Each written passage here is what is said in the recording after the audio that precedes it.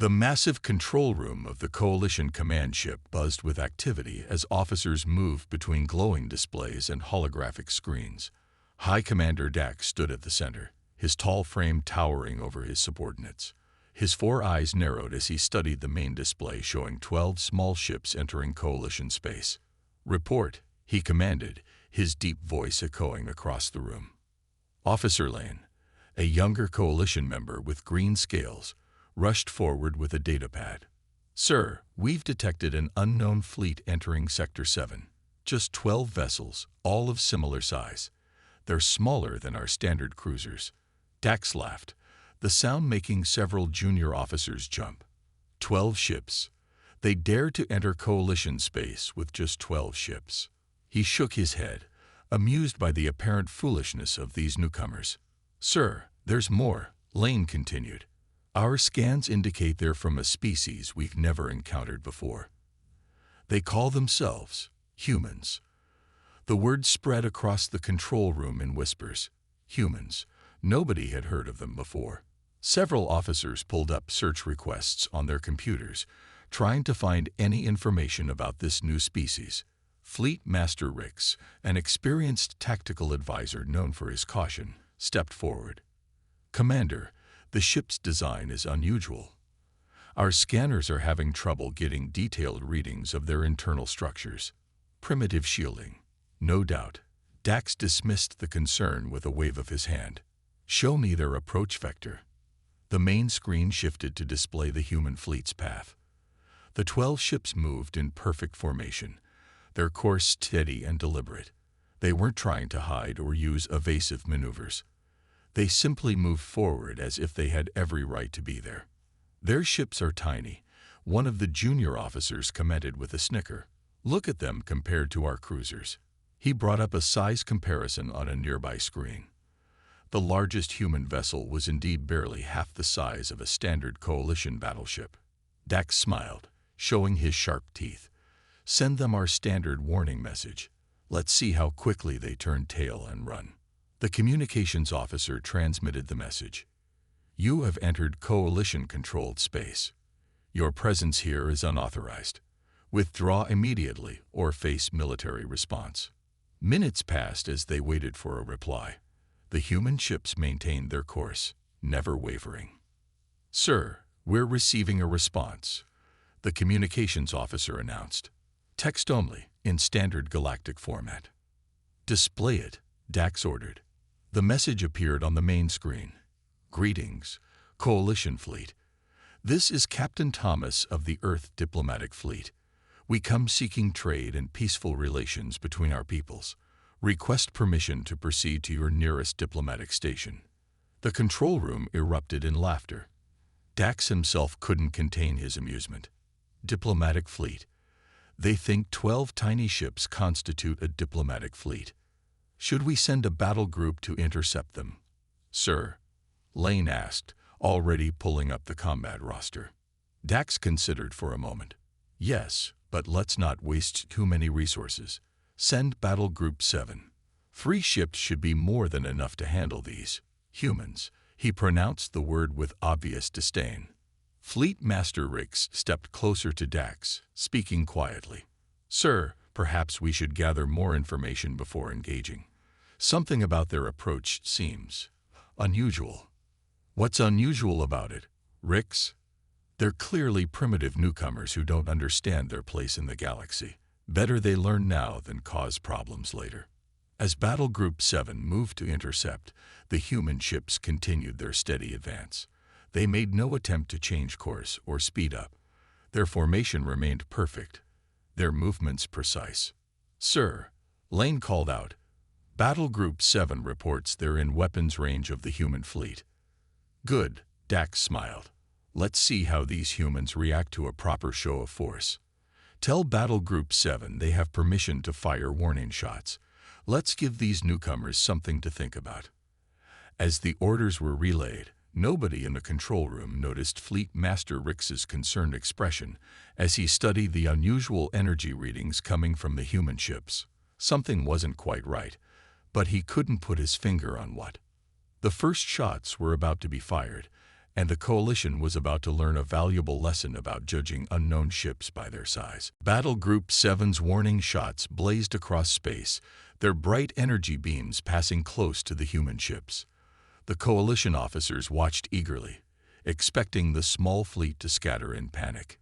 Instead, the human ships maintained their perfect formation. Not a single vessel moved out of position. "Sir," Lane reported from his station, "the human fleet is transmitting again." Dax leaned forward in his command chair. "Let's hear what they have to say now." The message appeared on the main screen. "Coalition vessels, we acknowledge your warning shots. We repeat, we come in peace. Our weapons are powered down. We request diplomatic talks." Laughter filled the command center again. Several officers shook their heads at what they saw as foolish bravery, or perhaps simple stupidity. They think they can demand diplomatic talks while trespassing in our space. Dax stood up, his tall frame casting a shadow over the nearest console. "Send Battle Group 7 new orders. Disable their engines. Let's see how peaceful they feel when they're stranded in space." Fleet Master Rix cleared his throat. "Commander, if I may, our scans still can't penetrate their hull shielding. We don't know their true capabilities. Look at them." Dax pointed at the screen. "Their ships are toys compared to ours, primitive vessels from a primitive species." He turned to the communications officer. "Tell Battle Group 7 to proceed." On the main screen, they watched as the 3 Coalition ships moved into attack formation. Their weapons charge, targeting the engines of the human vessels. The human fleet's response was unexpected. Instead of breaking formation or attempting to flee, they shifted into a new pattern. The 12 ships moved with incredible precision, forming a perfect circle. "Sir," Lane's voice had a hint of confusion. "We're picking up some strange energy readings from the human ships." Before Dax could respond, Captain Thomas's voice came through their speakers. The human's tone was calm and professional. "Coalition fleet, we understand your concern about unknown vessels in your space.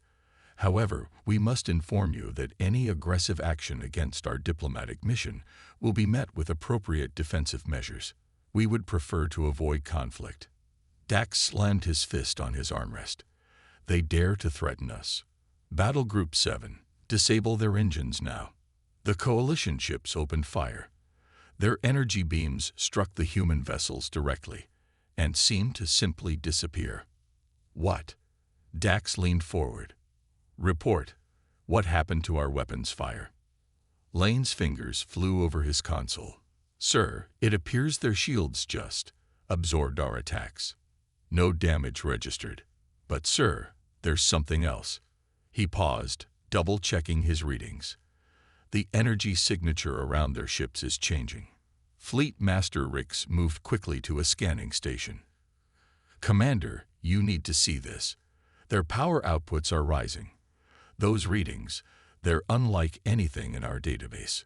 On the screen, a soft blue glow began to emanate from the human ships. It was beautiful but somehow unsettling. "Battle Group 7 reports their weapons had no effect," the communications officer announced. "They're requesting permission to use heavy weapons."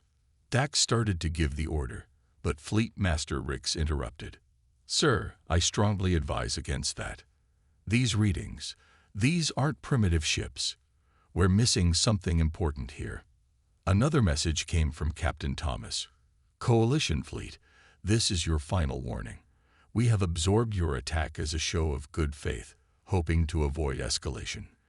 Please be advised that our defensive capabilities far exceed what you might expect. We again request peaceful dialogue." "Arrogant primitives," Dax snarled. "Battle Group 7, use all weapons. Show them what happens when they challenge the Coalition." The Coalition ships charged their heavy weapons, but before they could fire, something extraordinary happened. The blue glow around the human ships intensified. Small points of light began dancing between their vessels, forming a complex web of energy. Lane's console started beeping rapidly. "Sir, the energy readings, they're off the charts. Whatever technology they're using, it's nothing like we've ever seen." Fleet Master Rix's eyes widened as he studied the data. "Commander, I suggest we reconsider our approach. These ships, they're not what we thought they were." But it was too late. Battle Group 7 had already opened fire with their heaviest weapons. As the massive energy beams approached the human fleet, the web of light between their ships pulsed once. What happened next would change the Coalition's understanding of warfare forever. The heavy weapons fire from Battle Group 7 streaked across space towards the human fleet. The Coalition Command Center watched in anticipation, expecting to see the tiny ships finally destroyed. Instead, something impossible happened. The web of blue light connecting the human ships suddenly expanded, forming a brilliant sphere around their formation.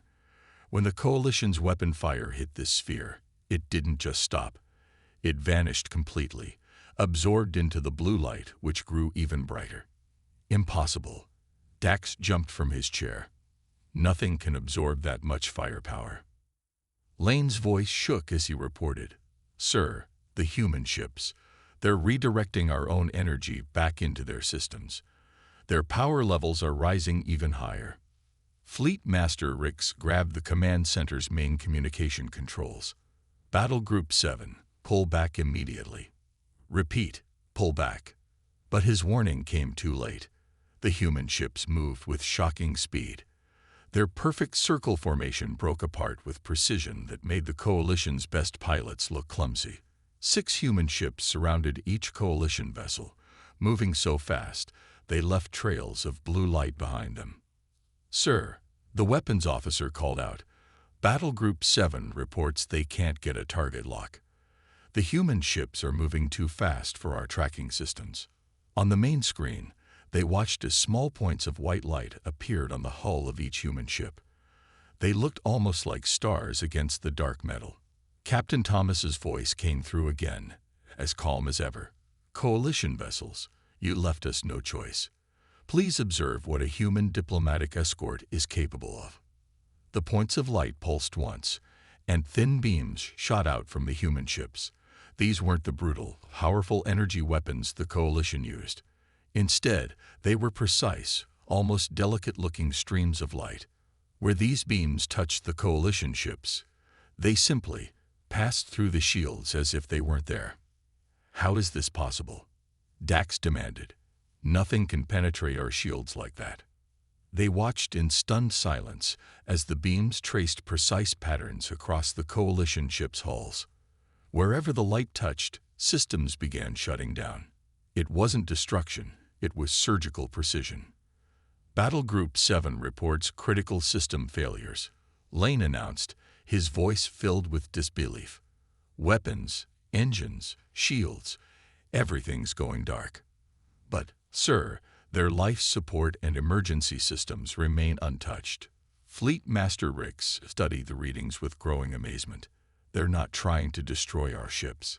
They're disabling them with incredible precision. I've never seen weapons like this." Within minutes, all 3 Coalition ships floated powerless in space, their crews unharmed but completely helpless. The human ships resumed their circular formation, as if nothing had happened. "Sir," the communications officer spoke up, "Captain Thomas is hailing us again." Dax, still standing in shock, nodded slowly. The human captain's message was brief. "Coalition Command, we have disabled your vessels without causing casualties. Their emergency power and life support remain functional. We recommend you send rescue ships, unarmed, please, to retrieve your crews. Now about those diplomatic talks." The command center was silent. Officers stared at their screens, trying to understand what they had just witnessed. The humans had just defeated 3 Coalition ships without firing a single destructive shot. Fleet Master Rix finally broke the silence. "Commander, those ships, the humans weren't lying. They're far more advanced than we thought. Their weapons could have destroyed our ships, but they chose not to. They only disabled what they had to." Dax sank back into his chair, his pride shattered. How? How can such small ships possess this kind of technology?" "Sir," Lane called out, his voice urgent, Long-range scanners are picking up something else. There are energy signatures, similar to the human ships. They're appearing at the edge of our space. Fleet Master Rix rushed to check the readings. His eyes widened. Commander, if these readings are correct, there are hundreds of them. A new message appeared on their screen.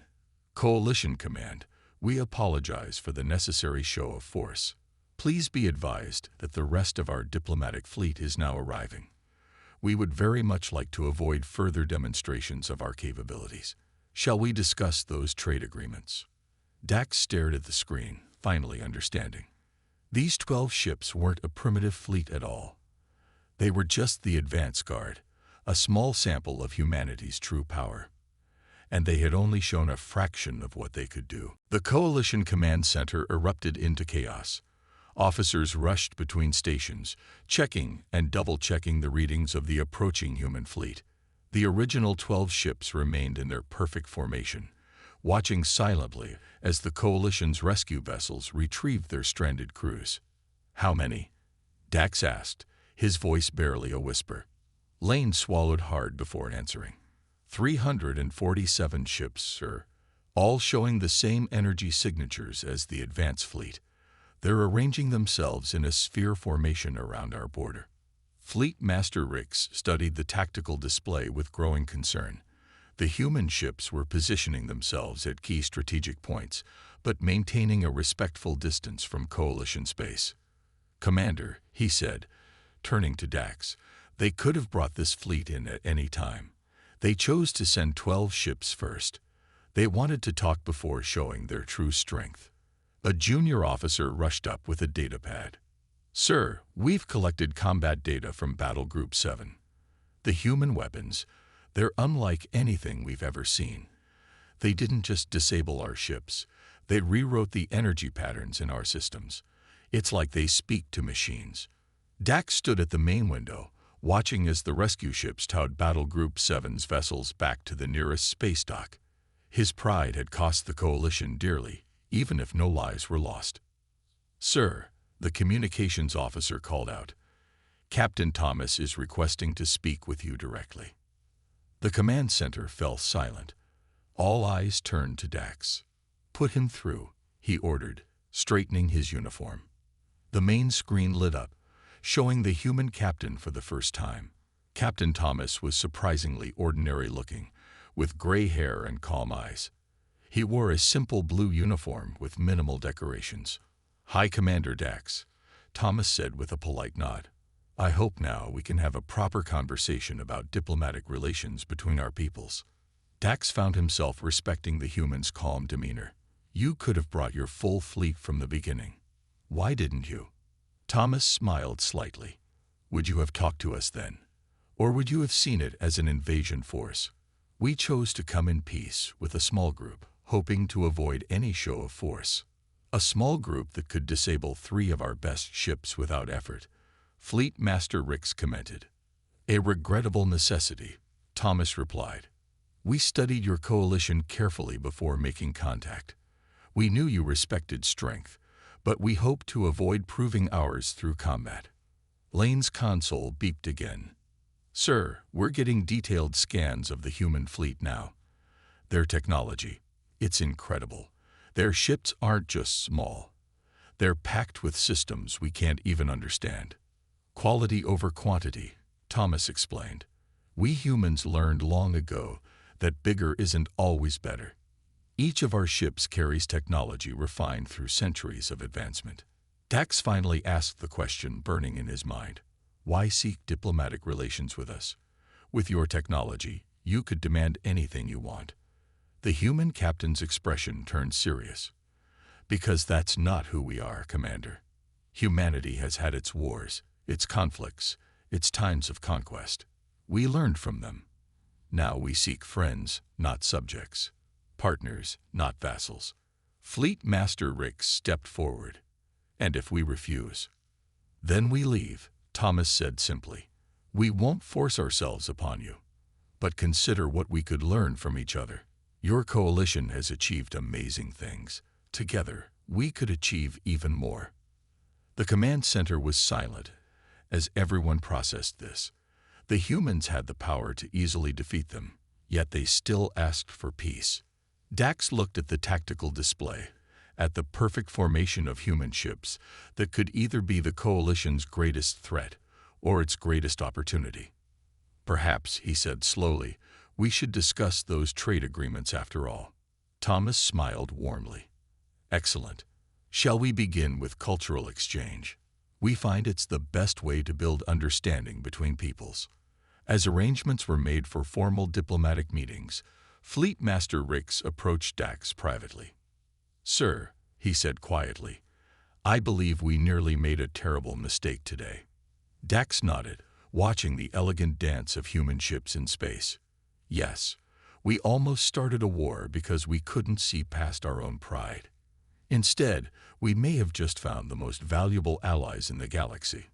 The human fleet remained in its position, a silent reminder that strength doesn't always come in the largest packages, and that true power often lies in knowing when not to use it. The Coalition's main conference room buzzed with activity as officers and intelligence analysts gathered for an emergency meeting.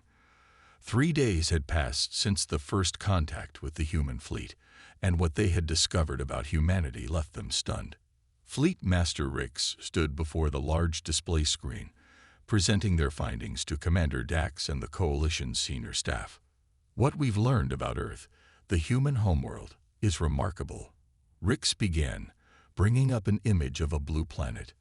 By our standards, it should be impossible for advanced life to exist there. The screen showed various readings and data. Gravity 1.3 times our normal. Extreme temperature variations, powerful storms, earthquakes, volcanic activity, multiple predator species. He paused. Put simply, Earth is what we would classify as a death world. Shocked whispers filled the room. Death worlds were planets considered too dangerous for normal civilization to develop. Yet somehow, humans had not only survived but thrived. This explains a lot about their technology. An analyst named Major Wood spoke up. They had to become incredibly adaptable just to survive their own planet. Dax leaned forward in his chair. Tell us about their ships. How did they develop such advanced technology? Rix changed the display to show scans of the human vessels. Their ships reflect their history of adaptation. Each one is essentially a sealed ecosystem, capable of operating independently for years.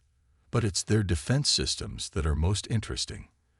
The screen showed detailed analysis of the battle with Battle Group 7. Their shields don't just block attacks, they learn from them. Every time we fired, their defenses adapted. If we had continued fighting, our weapons would have become less effective with each shot. Like an immune system, someone muttered. Exactly, Rix nodded. They've taken the principles of biological adaptation and applied them to technology. Their ships quite literally evolved during battle. A new officer rushed into the room, carrying a data pad. Sir, we've just received the trade proposal from the humans. You need to see this.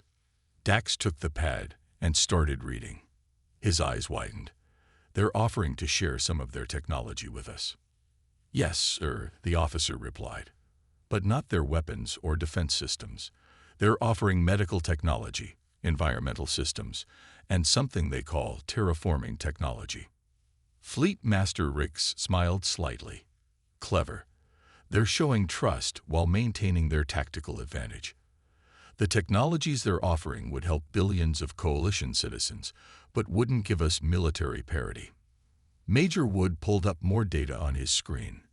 Sir, we've also analyzed their response times during the battle. Their ships move faster than any of our targeting systems can track, but their weapons showed incredible restraint. They could have destroyed Battle Group 7 in seconds. They chose not to, Dax said quietly. They chose to disable rather than destroy, even when we attacked them directly. Another analyst spoke up from the back of the room. We've been studying their communication patterns. Their fleet moves with perfect coordination, but we can barely detect their command signals. It's like they've developed an entirely new way to communicate in space. Rix changed the display again, showing the current position of the human fleet. The hundreds of ships maintained their respectful distance from Coalition space, arranged in beautiful geometric patterns that seemed to shift and flow like water. Their formation isn't just for show, he explained. Those patterns allow their ships to share energy, information, and defensive capabilities. They're not just a fleet. They're a single, living system. Dax stood up and walked to the window, looking out at the distant stars where he knew the human ships waited patiently. We thought they were primitive because their ships were small, because they only sent 12 vessels. But everything about them, their world, their technology, their tactics, it all shows the same pattern. What pattern is that, sir? Major Wood asked. Efficiency, Dax replied. Perfect, evolved efficiency. They don't need big ships or huge fleets. They learn to do more with less because their world forced them to adapt. He turned back to the room. And now they're offering to teach us what they've learned. Fleet Master Rix nodded. The question is, Commander, are we ready to learn? Are we ready to admit that maybe our way isn't the only way? The room fell silent as everyone considered the implications. The Coalition had always believed that bigger meant better, that strength came from size and numbers. The humans had proved that wrong in the most elegant way possible. They hadn't just revealed their superior technology. They had revealed a completely new way of thinking about space, war, and peace. 2 weeks after the first contact with the human fleet, the Coalition spaceport buzzed with excitement. Today marked the first official diplomatic meeting between humans and the Coalition leadership. Security teams rushed around, making final checks as they prepared for the arrival of the human representatives. Commander Dax and Fleet Master Rix stood at the main docking bay, watching through the massive windows as a single human shuttle approached. Unlike the aggressive, angular design of Coalition ships, the human vessel moved with a smooth grace that made it look almost alive. Just one small shuttle, Rix noted. They're still teaching us lessons about size, aren't they? Dax nodded. Have you noticed their fleet hasn't moved an inch in 2 weeks? Perfect formation, never wavering.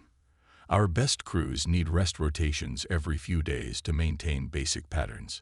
The shuttle glided into the docking bay, settling down with barely a sound. Its surface seemed to shimmer slightly, like the scales of a fish catching sunlight. The airlock cycled, and 3 humans emerged. Captain Thomas led the group, followed by 2 others wearing similar blue uniforms. They carried no visible weapons, but after seeing what human technology could do, Dax knew that meant nothing. Welcome to Coalition Spaceport 1, Dax said formally as the humans approached. Thomas smiled warmly.